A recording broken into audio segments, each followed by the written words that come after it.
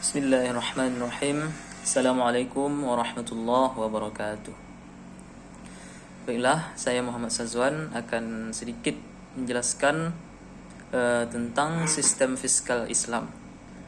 Terlebih dahulu akan bahas sekilas mengenai kebijakan fiskal dan kedudukan pajak di dalamnya. Kebijakan fiskal ini merupakan salah satu dari piranti atau kebijakan ekonomi makro.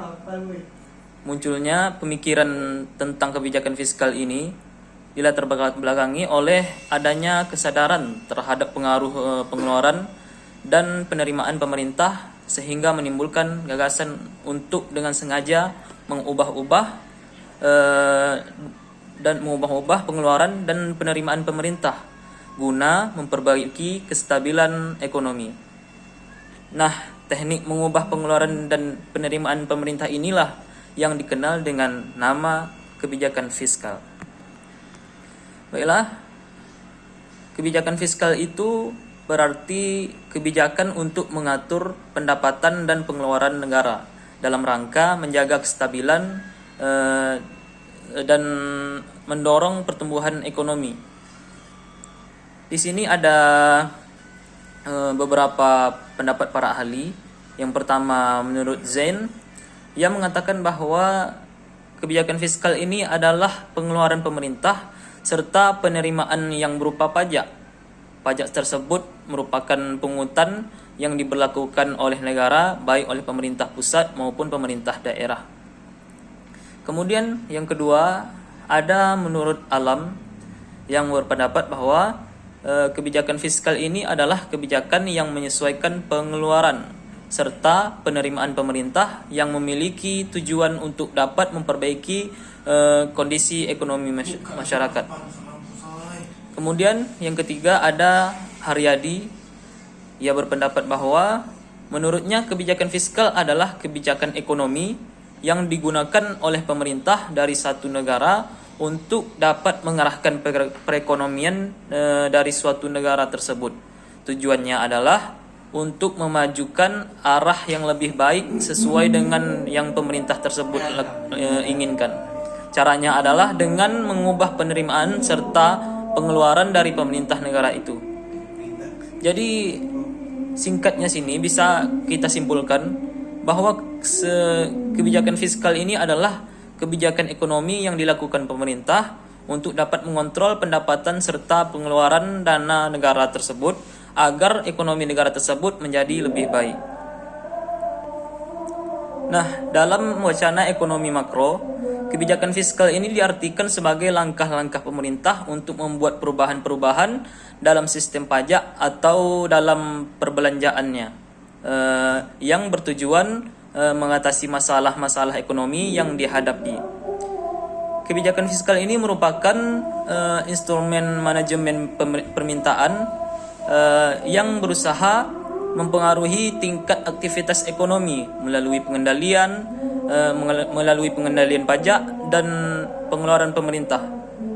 Kebijakan fiskal ini diarahkan untuk mencapai kesejahteraan yang dalam perekonomian sekuler didefinisikan sebagai maksimalisasi bagi benefit individu dalam kehidupan. Selain itu, kebijakan fiskal juga berguna untuk mengarahkan ekonomi suatu negara itu menjadi lebih dengan cara mengubah maupun memperbarui pengeluaran serta pemasukan pemerintah. Melalui kebijakan fiskal ini tadi, pemerintah dapat melakukan kontrol terhadap pengendalian pengeluaran serta penerimaan pemerintah dan negara. Dana yang terkumpul tersebut dianggap oleh pemerintah sebagai pendapatan dan kemudian digunakan sebagai pengeluaran melalui program yang dibuat pemerintah. Program yang dibuat pemerintah tersebut bertujuan untuk dapat menghasilkan capaian atas pendapatan nasional. Nah, kebijakan fiskal ini juga sudah dipraktekkan sejak awal terbentuknya masyarakat muslim yang sejak dahulu, yaitu zaman Rasulullah dan Khulafaur Rasyidin, dan kemudian dikembangkan oleh yang dikembangkan oleh para ulama. Misalnya berpandangan bahwa dalam satu kondisi untuk menyeimbangkan ekonomi pemerintah perlu mengecilkan pajak dan meningkatkan pengeluaran pemerintah. Karena pemerintah diilustrasikan oleh Ibnu Khaldun sebagai pasar terbesar. Jauh sebelum Ibnu Khaldun ini, Abu Yusuf pada abad 731 sampai 798 Masehi, sebagaimana dikutip Adi Warman A-Karim telah menulis secara khusus tentang kebijakan ekonomi dalam kitabnya Al-Kharaj yang menjelaskan tanggung jawab ekonomi pemerintah untuk memenuhi kebutuhan rakyatnya. Dalam konsep Islam, kebijakan fiskal ini memiliki arti yang sangat penting dan merupakan salah satu perangkat untuk mencapai tujuan syariah, yakni meningkatkan kesejahteraan dengan tetap menjaga keimanan. Kebijakan fiskal ini lebih memegang peranan penting dalam sistem ekonomi Islam bila dibandingkan kebijakan moneter.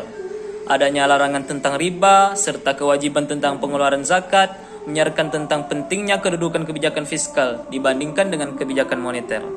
Larangan bunga yang diberlakukan pada tahun Hijriah keempat mengindikasikan sistem ekonomi Islam yang dilakukan oleh Nabi terutama bersandar kepada kebijakan fiskalnya saja. Sementara itu, negara Islam yang dibangun oleh Nabi tidak mewarisi harta sebagaimana layaknya dalam pendirian suatu negara.